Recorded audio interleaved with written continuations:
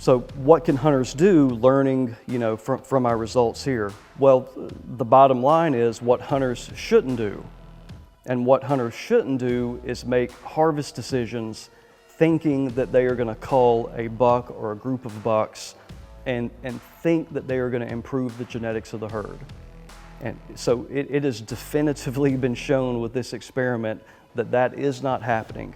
And there's a lot of different reasons why, and some of it gets pretty complicated with the population level genetics. But the bottom line is that the environment plays a really big role. So from year to year, what's going on with the environment, whether it be rainfall, temperature, all sorts of different conditions. Secondarily, the heritability of antler size, the genetic heritability of those characteristics being passed on to offspring, that heritability value is pretty low.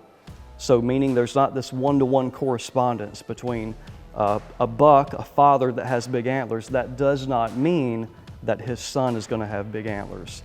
And even translated further than that is what's called the breeding value, meaning that there's a lot of differences from buck to buck in the ability of them to pass on those genes to their male offspring.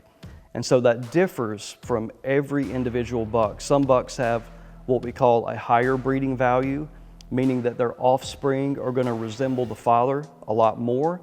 And there's some bucks you would look at and it may appear to be a trophy buck, a buck that you would want to stay in the population, that you would want to breed a bunch of those, but he may have a very low breeding value, meaning that his sons are not going to resemble him whatsoever. His sons aren't going to have antler characteristics correlated to the father's antler size.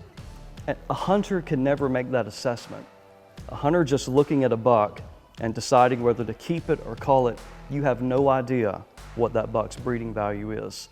So what can a hunter do is basically do not harvest a buck or cull a buck thinking that you are going to improve the antler size of offspring in subsequent years.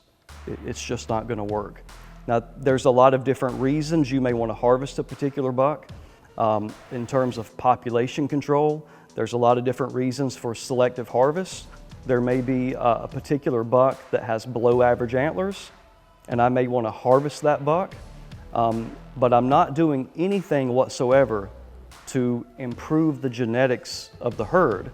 I may want to remove that buck simply because I can see that does not have the antler size or antler quality I desire, and I need to control population numbers, so I'm going to harvest that buck.